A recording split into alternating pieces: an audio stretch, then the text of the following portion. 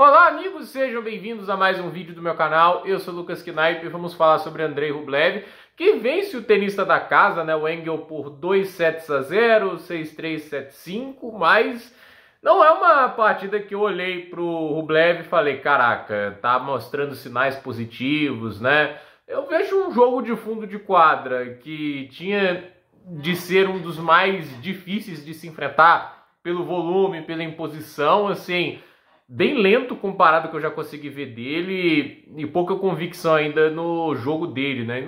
Realmente me parece muito um problema de falta de confiança, porque, de novo, eu acho muito difícil um cara desaprender a fazer o que ele conseguia com muita tranquilidade antes, né? Tipo, a maneira que o Rublev se impunha dentro de quadra, a maneira que ele tomava as rédeas do jogo, é difícil de fazer, né? E assim, ele tinha a capacidade de gerar velocidade, peso, sem abdicar de precisão, né? Ele tinha um controle muito grande do forehand, o backhand era o lado mais problemático, mas mesmo assim ele parecia ter melhorado muito em 2023 até no início de 24.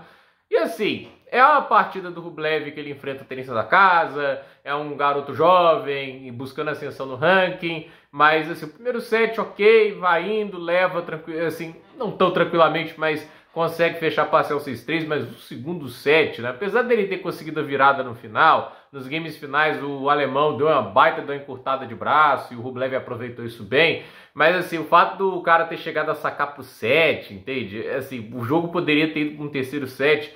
E assim, com todo respeito, esse é o jogo que o Rublev deveria, numa boa fase, passar sem tanta dificuldade. Eu não acho que o jogo do alemão incomoda tanto assim o Andrei Rublev para ele ter essas dificuldades. Quem viu o Rublev nos seus melhores momentos sabe o quanto que ele é capaz assim, de machucar mesmo os principais tenistas da atualidade quando tá jogando bem. É só olhar o jogo do Alcaraz ano passado em Madrid, muita gente fala, porque tava da lesão. Não acho que era só isso não, acho que era muito do fato do peso de bola do Rublev, a capacidade dele de sustentar aquela intensidade no fundo de quadra que incomodava bastante o espanhol, que errava mais do que estava acostumado, né? Tipo, o espanhol sentia necessidade de fazer mais. E até o jogo em Montreal contra o Sinner é muito um exemplo disso, né? De que o Sinner metia a mão na bola, mas voltava uma bola muito rápida de novo, né? E o Rublev não tá conseguindo fazer isso, entende? Ele não tá conseguindo sufocar, dar uma intimidade no adversário desse jeito. Isso me chama atenção, né? E aí fica aquela dúvida, né? Como que o Rublev vai sustentar esse torneio? Como ele vai chegar para as próximas rodadas?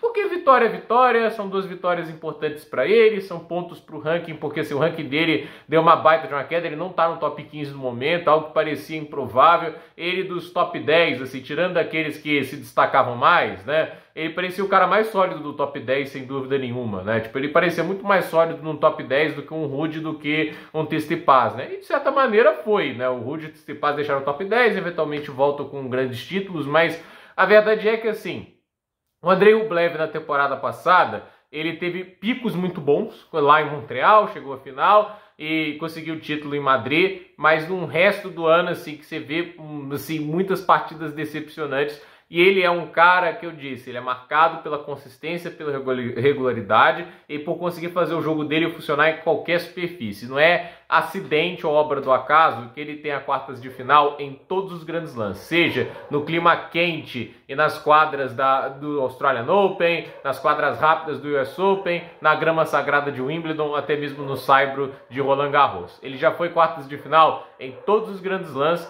por mais que não tenha ido às semifinais, isso não é pouca coisa. Então, assim, eu quero ver ele jogando bem de novo, eu quero ver ele machucando os principais adversários, até porque um Rublev jogando bem, ele é o tipo de cara que eu consigo ver ameaçando Alcaraz e Sinner eventualmente. Ele é o tipo de tenista que, assim, incomoda quando tá jogando bem. Não à toa, é o tenista que no ano passado ganhou dos dois. A gente tem que lembrar disso, ano passado teve um tenista que ganhou dos dois no mesmo ano, foi o Andrei Rublev. Então, assim, o Rublev, ele pode fazer isso, mas do jeito que ele tá jogando atualmente, fica difícil acreditar que ele consegue incomodar o Sinner e o Alcaraz, porque, assim, definitivamente, assim, peso de bola não tá lá, velocidade no fundo de quadra não tá lá, e até agora o impacto do trabalho do Marat Safin, assim, não parece um trabalho tático ainda, assim, eu sei, pouco tempo, começou agora na gira de saibro, Mas convenhamos, né? Tipo, você não tá vendo muita coisa de diferente do que ele tá fazendo antes. Eu quero ver diferenças, eu quero ver um cara testando algo novo, testando algo distinto,